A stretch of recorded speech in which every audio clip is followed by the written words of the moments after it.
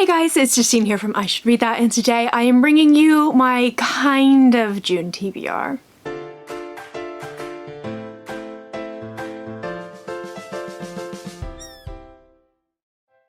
So this is like a kind of TBR, only in that I'm just going to be showing you the books that I am currently reading, because I am currently reading 4 books, because apparently I have no self-control. I have decided to not do a proper TBR video this month because I have been having a really tough time reading this year. I've been reading like a good number of books, but I feel like I've just not really had my kind of like reading mood that I usually do. I feel like usually I'm really great, I'm on it, I'm reading constantly, whether it's ebooks, audiobooks, physical books, whatever. And I've not really had the kind of like, I don't know, I feel like I've just kind of like lost it a little bit. But the month of May, as you will see in my May wrap-up, was a really great reading month, specifically because I just chucked my TBR out the window and mood read, and that was honestly the best thing that I could do for myself, so I'm going to do that again in the month of June. But it feels weird to not have a TBR video, so I'm going to show you what books I'm currently reading, which will all hopefully be in my June wrap-up.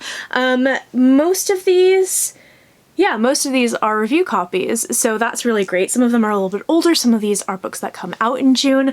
But yeah, I'm gonna read these, and then I'm just gonna go with the flow for June. I have Dax, my TBR assistant, here in my lap, and it's time for me to show you the books that I am currently reading. So the very first one is The Coward by Stephen Aryan. This is a book that comes out on the 8th of June, my birthday, and I am just under 100 pages into this, and I'm really enjoying it so far. So I've talked about this a couple of times in previous videos, but this book follows a character named Kel Cressia, who 10 years prior was part of this band of heroes who went north to slay the Ice Lich, who was like covering the world in ice and horribleness, and he was the only one who returned. He was 17 at the time. He was kind of like the gangly kid filled with like hopes and dreams of being a hero, and he ended up sort of basically tagging along on this mission. He's the only one who survived. So now he is living a very quiet life as a farmer. He's this kind of figure of legend, and it looks like things may be stirring in the north again. So the king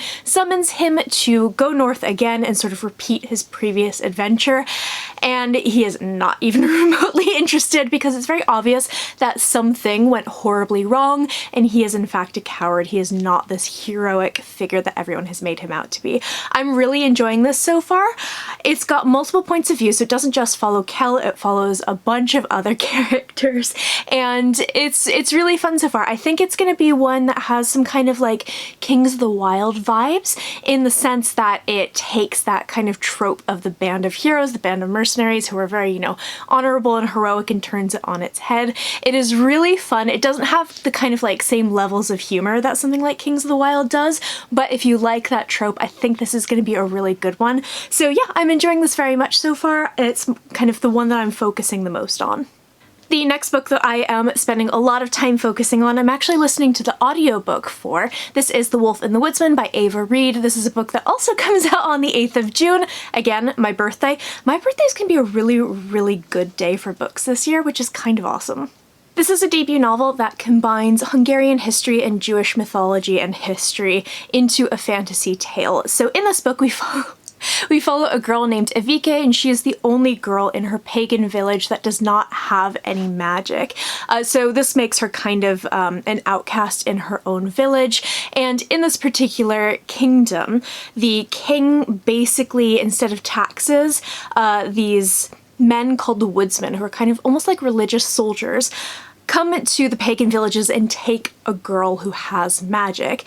And this year they don't want to give up the girl who is kind of on the docket to be taken, so they end up sort of throwing Evike to the wolves, unfortunately. And after a horrible incident on the road, she ends up being stuck with the captain of the Woodsman. This captain turns out to be the king's true-born son, the prince, and possible heir to the throne. So the two of them have to team up, even though they hate each other because they stand on complete opposite sides of kind of society and beliefs. They have to team up to try to save the kingdom for the very own various reasons. This is an enemies to lovers story. It's definitely an adult book, but it has a lot of sort of crossover appeal with a YA audience. So if you are a YA reader, I think that this would be a good one to dip your toe into adult fantasy.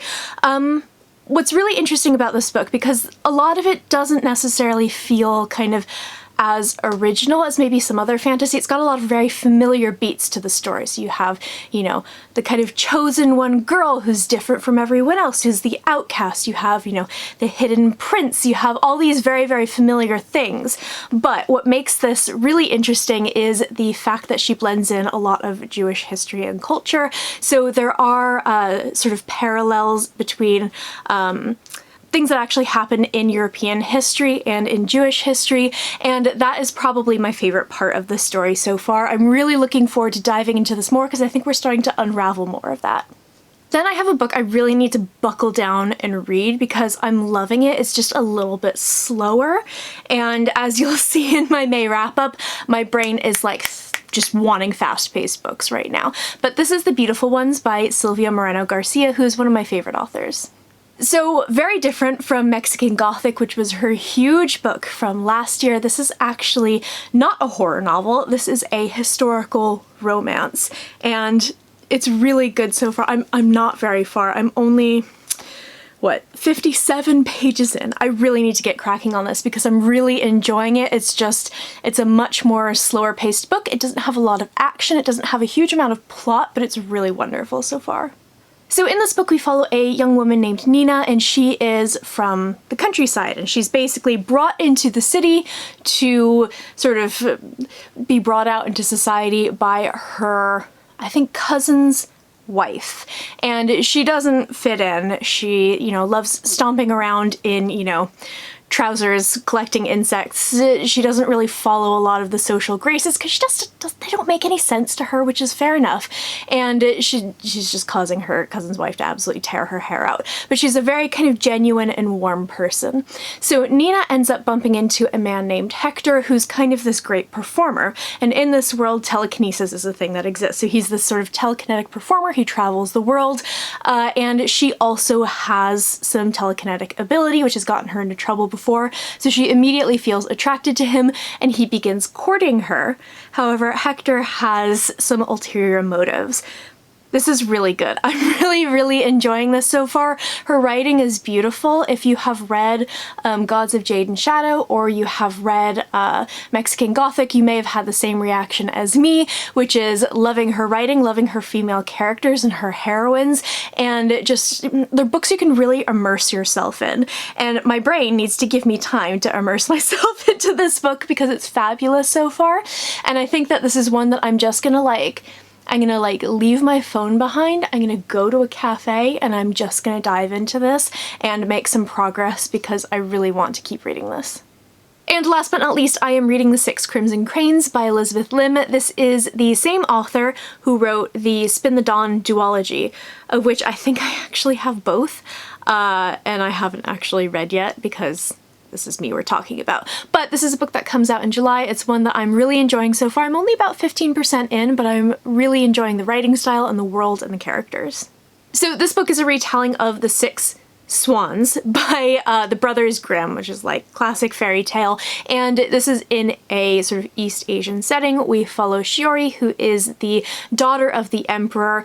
She has her father, emperor, her stepmother, who's the kind of consort, and she has 6 older brothers, and she's kind of been indulged because she's the only girl. However, she ends up having to sort of face up to the fact that she is going to need to like get married and sort of perform her duties and everything. She ends up causing chaos on the day of her betrothal ceremony, and because of this she attracts the attention of her stepmother, who's kind of liked her but kind of ignored her for the most part until this point.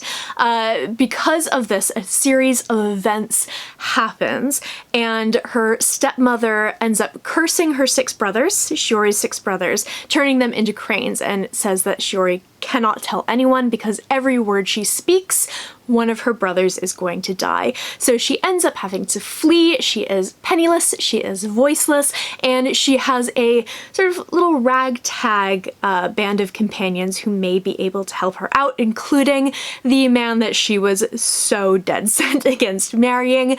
This is a really fun book so far. I'm really enjoying it. I'm really enjoying the voice, and I love the world so far, and I think it's going to be a nice speedy read. I'm reading this on my Kindle, which is why the cover is just up here, and I think it's going to be one of those books that's been fitting in really nicely with my kind of fast, pacey reading mood that I've been in. So that is my June not quite a TBR. Those are the books that I am currently reading right now. I have a ton of books that I've hauled. My birthday is coming up, and my family is big into giving books and like bookish gift cards and things like that. So I really want to kind of stick with this mood reading thing because there's just going to be so many good books coming into the flat. There are so many good books that I have sitting in front of me right now, and my shelves are filled with amazing books. There are amazing books coming out, and I just can't quite keep on top of everything, so I'm gonna read what I can. I would love to hear in the comments below if you have set a TBR for June, what you're planning on reading, and if not, if you're feeling the mood reading thing like I am, let me know what book you're reading right now. I post bookish content to this channel fairly frequently, so go ahead and hit subscribe, check back soon, and I will see you next time.